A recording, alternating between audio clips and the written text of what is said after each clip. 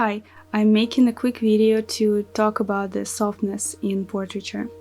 Some people ask me, what exactly do you mean by softness? What is that quality? And just to give you a couple of examples, look at how you paint this transition between the eye and the lower lid. This transition under the upper lid is kind of in a shadow. It's normal to have more of a strong defined line here, especially with the lash line. So this area can oftentimes be more sharp, but the lower eyelid more often than not is very soft. So look at this transition, right? Then the transition between the iris and the white of the eye. Also, look at how it's not just a line. It doesn't just cut like that.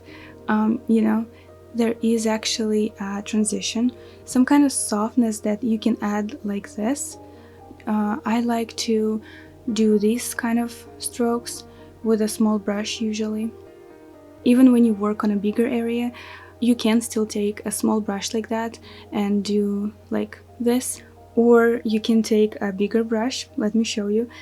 Just for example, you can take a bigger brush and do that, but it's actually a bit harder because it can mess up your values. Like, you have to be very careful not to erase some features or some tones. You have less control with this. You have much more control with this brush, a smaller brush. However, it does take more time to do it like that. But it's just a matter of personal preference. Either way works fine. So speaking about the softness in general, look at this part, look at this part, look at this transition between the eyebrow and the upper lid. Let's say it's also quite soft. There is no like a harsh line. Many beginners end up with eyebrows that look like they are literally painted on, and in reality they are much softer. When I'm not sure if I'm overdefining things or not, I stop and compare the painting with the reference picture and ask myself, am I exaggerating things? Do I make details stand out more than they are on the reference photo or in real life for that matter?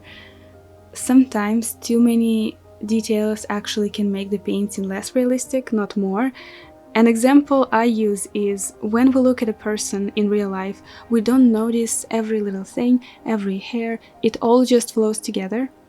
There is no harsh lines and edges, especially if we're talking about portraiture. Everything is much softer, more subtle and smooth, so it's important to not overdefine features or add too much detail if you want your paintings to be more lifelike.